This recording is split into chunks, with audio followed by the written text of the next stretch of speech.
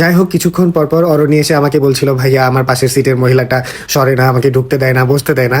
So এর এই কাহিনী প্লাস হচ্ছে এদের নাচ দেখতে দেখতে প্লাস পাশের বগির মানুষটাও এসে এদের সাথে জয়েন করছে। সো সবার নাচ দেখতে দেখতে পৌঁছে গেলাম আমরা চট্টগ্রামে।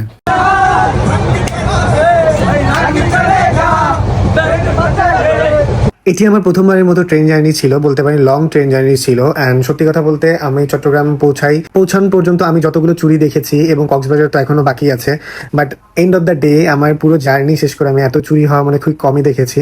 এক্সপিরিয়েন্স খুবই বাজে ছিল সত্যি কথা বলতে। রেল কর্তৃপক্ষকে এটাই বলবো, যদি যতটুকু নিরাপত্তার ব্যবস্থা করা যায় আপনারা ততটুকু করার চেষ্টা করবেন, কারণ কি স্টেশনেও অনেকের নিরাপত্তা নেই বলেই চলে, যেটা খুব দুঃখজনক। চট্টগ্রাম স্টেশন থেকে কক্সবাজার স্টেশন পর্যন্ত সবার সুন্দর একটি ঘুম হয়েছিল। অ্যান্ড ফাইনালি আমরা পৌঁছে যাই কক্সবাজার স্টেশনে। অ্যান্ড সত্যি কথা বলতে এত বাতাস অ্যান্ড বৃষ্টি আর এত ঠান্ডা ছিল যা বলার বাইরে, তবে বৃষ্টি দেখে মনে হচ্ছিল আমাদেরকে ওয়েলকাম করছে।